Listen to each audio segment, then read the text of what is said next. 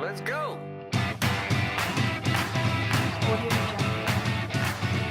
Welcome to the Ride Home Review, where we talk about the movie we just watched on our ride home. Then we do our best to improve the movie by rewriting the story on the fly. The hosts of the Ride Home Review are sci-fi fantasy author T.K. Thompson and film pundit Dustin Thompson. Spoiler alert! Alright everybody, this is your official warning. All of our reviews will be filled with spoilers of the movie. So if you have not seen this movie yet, please listen at your own risk. Welcome back everyone to episode 6 of the Ride Home Review. This week, what did we watch, Tamara? Hacksaw Ridge. Oh, yes, we did, and this was good, and I'm just going to proclaim it right here. Gonna get nominated for Best Picture of the Year at the Academy Awards. It was pretty good. All right, so folks, Hacksaw Ridge is an epic war movie. I personally think it's probably one of the greatest war movies ever made. So before we get into the movie, let's talk about Mel Gibson here for a second. He did some pretty crappy stuff, but you know what? I totally believe in forgiveness, and what he did wasn't completely unforgivable, but I've been really sad not to see Mel Gibson movies for the last, 10, 15 years since he's been banned from from society. From the industry. Yeah. But because he has a natural talent. He does. Guys, think about his movies he's made. Braveheart. He was in Patriot, which is another one of my favorite movies. He didn't make that movie, but he was in it. Apocalypto. This guy is incredible talent, and I'm so glad he's back in the director's seat because Hacksaw Ridge, to me, I'm trying to think of what other war movie is better than this movie, and obviously the first one that comes to my head is Saving Private Ryan, but this has got to be one of the best war movies I have ever seen. What are your initial thoughts? It definitely made you experience war. Yeah. You did not walk away thinking, oh my gosh, you know what I mean? It was very intense. It was very intense, and it was a very good story based on a true story. Right. So the visuals were extremely visceral, which were not good in some, good is in good filmmaking, but very graphic and hard to watch. Yes. Which is always hard to watch soldiers go through what they've gone through. There are many times I leaned over to Tamara saying, I'm so grateful that I was disabled and the military wouldn't let me join because that was so horrible what they had to go through. But I'm so grateful for everyone who's served us, the men and women, the veterans, and this is another one of those stories that is a little bit different than a lot of war stories because this one really focused on one man's beliefs and morals and how he could serve his country. Yeah. And it was an extremely well-paced movie, a great story, amazing acting. So I think we should just start from the beginning. Okay. Because half of this movie is not war. Right. It's only the last, I'd say 45 minutes of this movie where you actually see battle scenes and what happened. So the first half of this movie was very romantic. The character only actually experienced, what was it, 2 or 3 days of war? Yeah, and I don't know if that was the end of his career in the military, but this story revolves around this one battle at Hacksaw Ridge. Right. So, yeah, no, it was very interesting because in the beginning you see his growing up, his family dynamics, and some of his childhood experiences that make you really kind of see him and why he turns out the way he does. Right. And then, do you have anything to say about that era? Yeah, I was going to say the scene where he almost kills his brother with the brick when they were just fighting, I think was one of the most important scenes in this movie. because I think that's the first moment in his life where he realized the power he has to take another person's life and how scary that is. Right.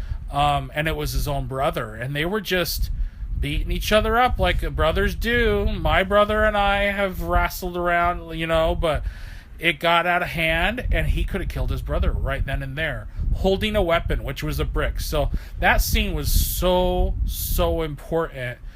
And then when he grew up a little bit later, when his brother joined the military and he came to the dinner table dressed in his uniform, Hugo Weaving's performance in this scene is the best acting I have seen in years. Hugo Weaving telling this story about his perfect uniform and his buddy, who also looked really good in that uniform, and how it got completely ruined from his guts getting spilled all over the front of it, was one of the most impactful things I've ever seen in cinema. I don't know about you, that's how I felt. No, it was a really, really good scene. At the same time, it's like, you could see that both of these boys felt that morally they had to serve, right, despite the entire lifetime of abuse that they received from their father from his PTSD. Right. You know what I mean? Like, and it shows some of that interaction with their father, but despite how they knew it could end up destroying them, they still felt that moral obligation to serve. I absolutely agree. In fact, if any two boys should have the reason why not to serve, they did. Because they saw what it did to their father. They saw his father lose all of his friends.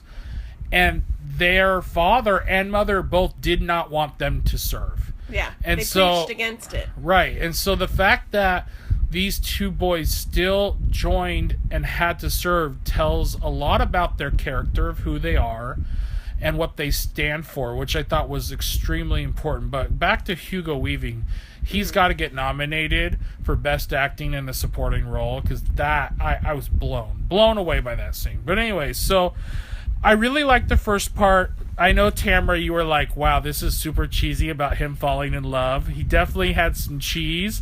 But if that was their relationship and he was a corny, cheesy, romantic man, I loved it. I thought it was great. If that's who he was as a character, I thought it was beautiful. And I thought it was important to see the juxtaposition of this beautiful, happy, almost Pleasantville-like life he was living in this beautiful town with this beautiful woman that he's gonna marry, and his life is absolutely perfect, but he still knows he's got to give it all up. Yeah.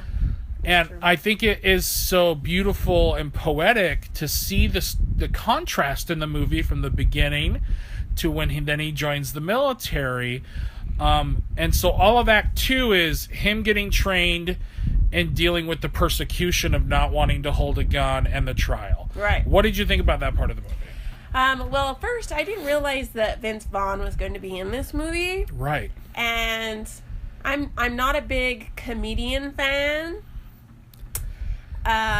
Yeah. So, but he did a really good job. Like, when he walked in, at first I was just like, oh no. Like, yeah. It's Vince Vaughn. And I actually thought, oh my gosh, my wife's going to hate this, because I love the movie Fred Claus, where he's Santa Claus's brother. It just hurts. And Tamara hates this so much. It hurts. And so as soon as I saw Vince Vaughn, I'm like, oh no, Tamara's going to hate this. But Vince Vaughn stole the movie during that part. He did. He did a very good job of being who he was. He was still quite a comedian, and at the same time showing a level of depth and responsibility for this figure.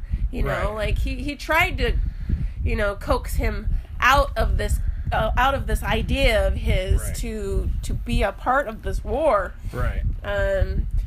But Andrew Garfield, his character, would not have any part of it, and so it was he did fit in very well. No, he did, and I loved how funny he was at first, but then how dramatic he also was. Like, I love how he was saying it without saying it to the whole team. Like, you gotta get this Dawes guy in line, and in a way kind of said, hey, go ahead and haze him. But then when he found that he was actually completely beaten up, he was like, okay, son, you need to get out of here. This is not a good thing. And you could see the change, not in his character, but who his character was, that he really did care. But again, Desmond, he was very, he endured. Yeah. And he wouldn't take it. And I loved seeing Vince Vaughn be in a role like this where he could be funny but yet be very dramatic and deep at the same time. Yeah, and I thought all these parts were good. All these parts on the base were fine. They were good. They did what they needed to do. It was after they left the base where I felt like it fell a little flat. Yeah, so for Tamara, you were telling me that basically you just wish there was a little more story of the journey to the battle. Because right after he wins the court-martial, right, which I love that they brought his dad back. Like, I loved what his dad did and how his dad stepped up when he needed to be. It tells me a lot about the character of Mr. Dawes. But so I loved all that, but we felt like right after the court-martial scene, it went straight to the battle.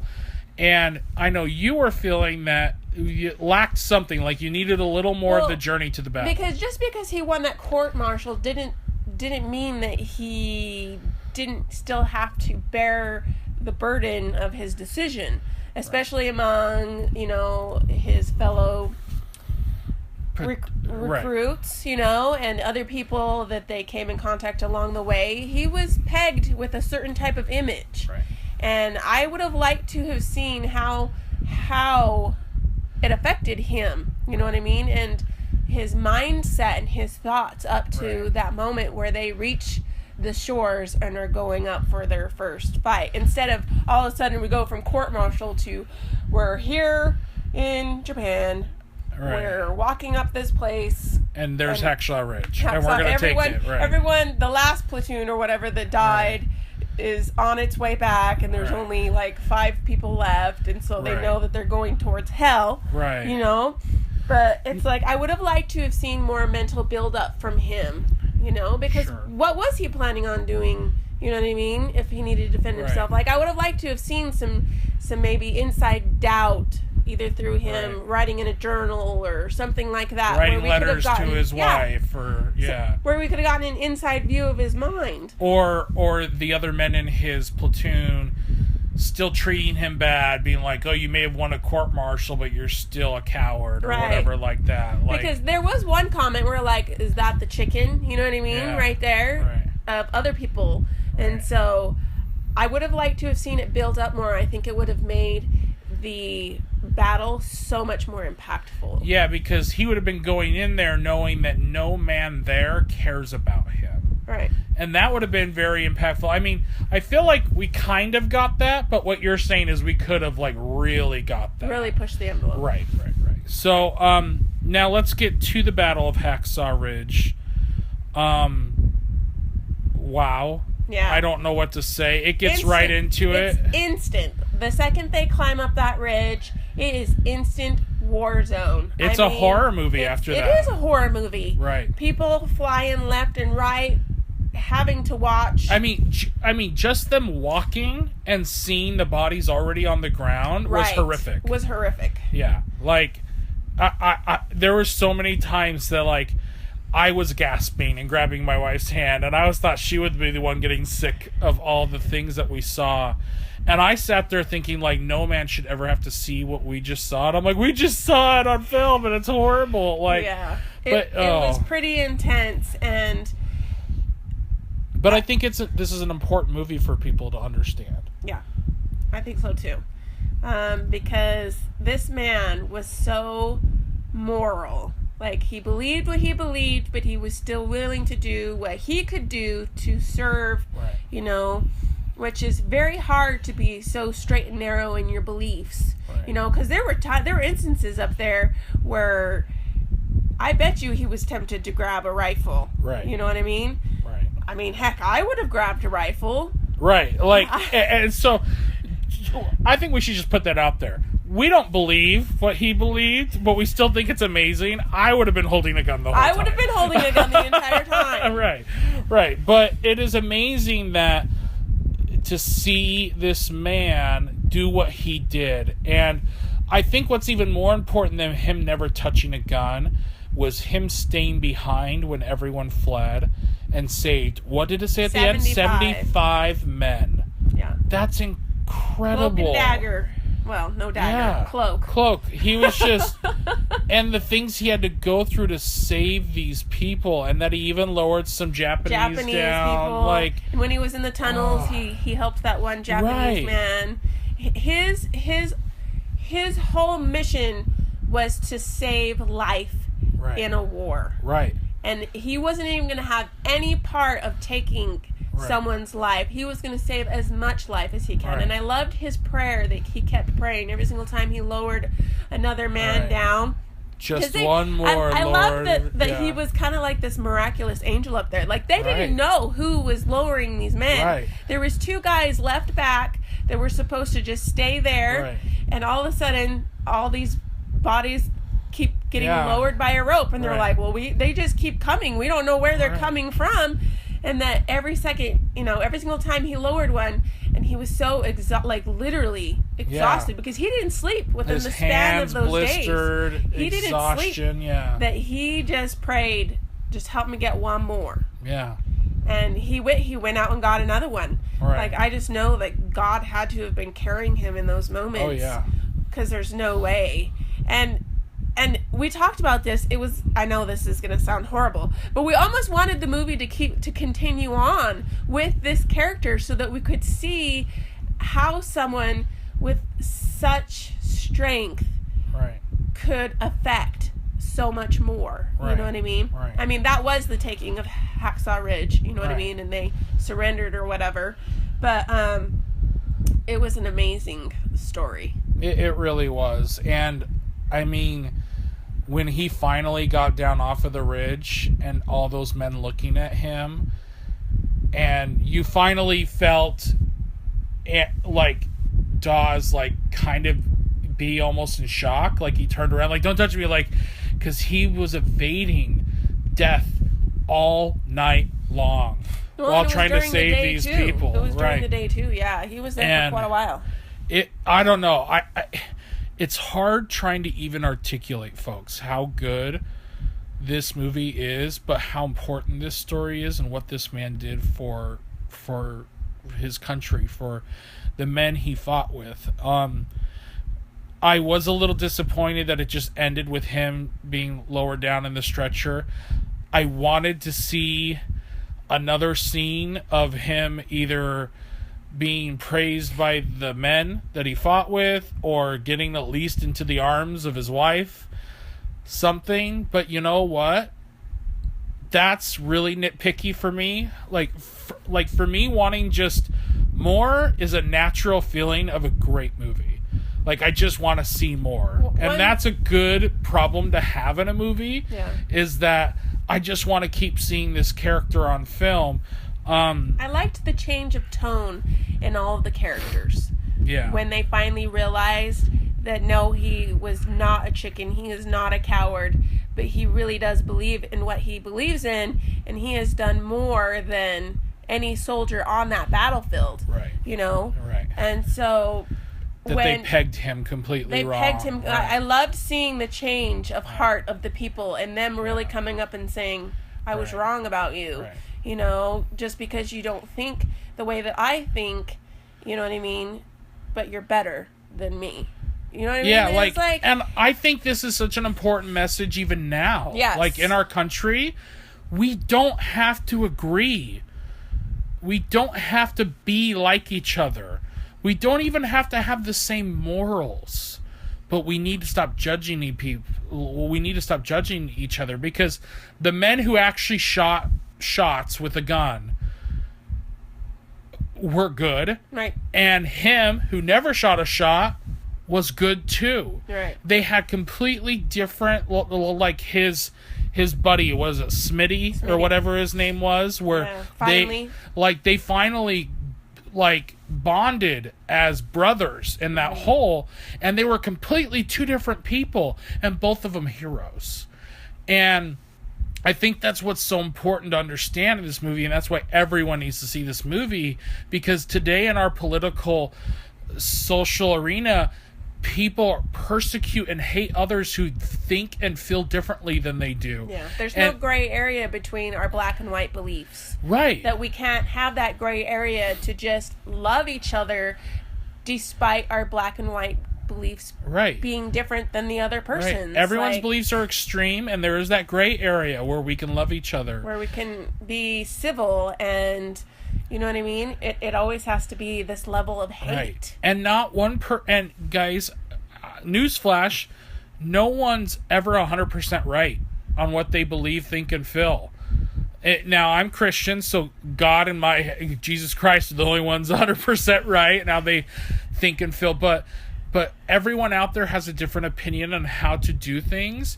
And there's not one person that's right and wrong. Everyone generally wants good things to happen, and we need to stop judging each other. And I think that was so beautiful in this movie is they all judged him, and in the end he was the one who to save them all, and they waited, and they literally waited and yelled for him to come get them. And that scene where he's like distressed and he doesn't know what to do, and he prays and he's like, God, what do you want me to do? What do you need from me? And then all of a sudden he hears, medic, help. And it was almost like an answer to his prayer, like, that's what you want me to do? And then, I'm sorry, I'm about to cry, but him saying, just one more, help me get one more, was one of the most beautiful things in this movie. But, so good. Anyway, go see Hacksaw Ridge. If you're squeamish when it comes to blood and guts, then don't go see Hacksaw Ridge, because there is quite a lot of war. Right. But I think this is one of those movies that, I know it's rated R, but so is Schindler's List, but it's like one of those movies that's very important that you see, and you should go see it. I give it 4.9. I can't give it a 5 because there is a few things that I would change of the movie. That's why I can't give it a 5 out of 5, but 4.9 is as close as you're going to get to a 5 for me. Yeah. What do you give it? Yeah, I'm there with you. It's like teetering on the edge of a 5.